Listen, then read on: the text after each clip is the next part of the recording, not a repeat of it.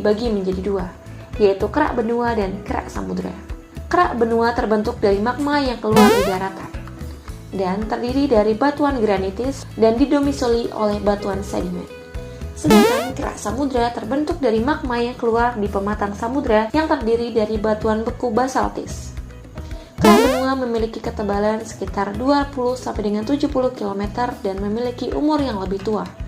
Sedangkan ketebalan untuk kerak samudra yaitu sekitar 5-10 km dan umurnya lebih muda karena selalu mengalami daur ulang. Untuk umur tertua pada kerak samudra mencapai 280 juta tahun, jauh lebih muda daripada kerak samudra yang memiliki umur 4,4 miliar tahun. Untuk kerak benua memiliki kandungan silisium dan aluminium, atau disingkat dengan Sial. Kerak samudra memiliki kandungan silisium dan magnesium, atau disingkat dengan Sima. Kerak samudra memiliki berat jenis yang lebih besar dibandingkan dengan kerak benua yang memiliki berat jenis yang lebih kecil.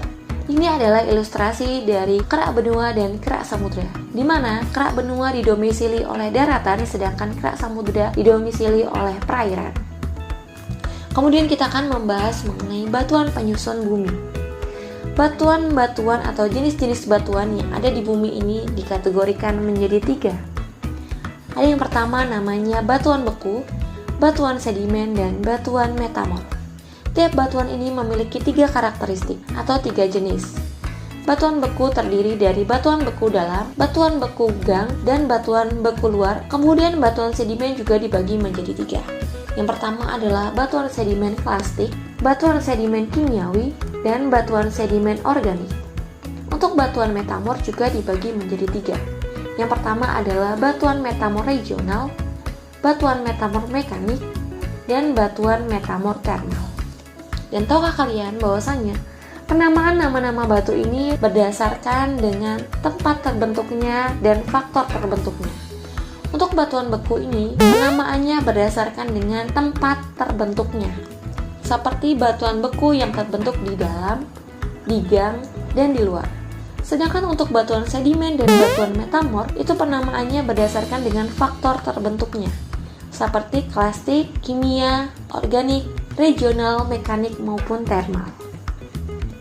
Kita akan membahas mengenai batuan beku terlebih dahulu. Tahukah kalian bahwasanya batuan beku adalah batuan yang berasal dari magma yang membeku. Batuan beku dibagi menjadi batuan beku dalam, batuan beku gang, dan batuan beku luar atau eksklusif. Dan batuan beku ini memiliki ciri-ciri seperti keras, kompak, homogen, serta tidak terdapat stratifikasi lapisan. Dan tahukah kalian bahwasanya Candi Borobudur ini terbuat dari batuan beku? Lebih tepatnya adalah batuan andesit. Selain batu andesit, batuan beku juga memiliki contoh batuan lain yang termasuk ke dalam batuan beku, seperti granit, gabbro, dan obsidian. Kemudian kita akan membahas mengenai batuan sedimen. Nah, batuan sedimen ini adalah batuan yang terbentuk dari erosi batuan yang mengendap dan memadat. Batuan sedimen dibagi menjadi 3. Yang pertama adalah batuan sedimen plastik atau fisik. Dan tahukah kalian bahwasanya batuan ini adalah batuan sedimen yang terangkut dalam bentuk padat dan tidak larut, kemudian diendapkan di tempat lain, seperti batu breksi, batu pasir, batu sepi, dan konglomerat. Yang kedua adalah batuan sedimen kimiawi. Ini adalah batuan sedimen yang terangkut dalam bentuk larutan, kemudian mengendap secara kimia. Contohnya seperti batu kapur, gipsum, stalaktit, dan stalagmit yang berada di rongga-rongga gua. Yang ketiga adalah batuan sedimen organik.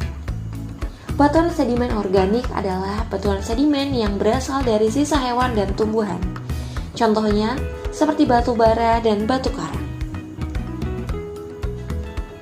Kemudian kita akan membahas mengenai batuan metamor. Tahukah kalian bahwasanya batuan metamor ini adalah batuan yang telah mengalami perubahan karena dipengaruhi oleh tekanan dan temperatur yang sangat tinggi. Batuan metamor memiliki beberapa karakteristik, seperti memiliki warna-warna yang sangat beragam seperti putih susu, merah, hitam, dan abu-abu. serta memiliki tekstur yang terdiri dari kristalloblastik atau relik. Nah, kristalloblastik ini menunjukkan tekstur batuan asalnya tidak tampak, sedangkan relik ini menunjukkan sisa tekstur batuan asalnya tampak. Batuan metamor juga dibagi menjadi 3 kategori.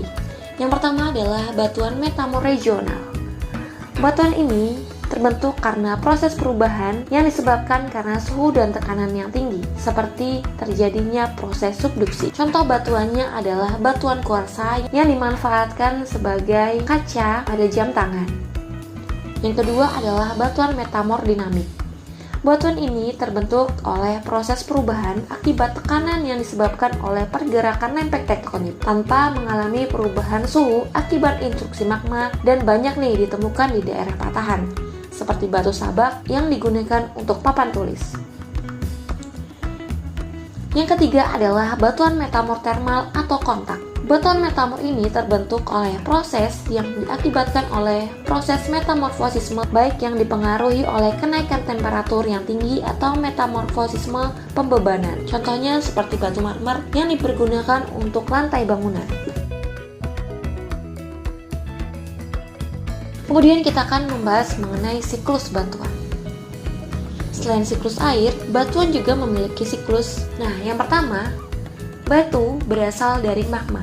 Magma yang keluar dari permukaan bumi akan mengalami proses pendinginan dan akan menyebabkan magma itu mengalami pembekuan.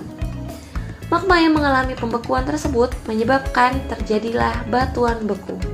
Namun, batuan beku yang gagal mengalami pembekuan akan masuk lagi ke dalam bumi dan meleleh dan kembali lagi menjadi magma. Batuan beku yang berhasil menjadi batuan mengalami beberapa keadaan seperti cuaca dan erosi yang menyebabkan terjadinya proses sedimen.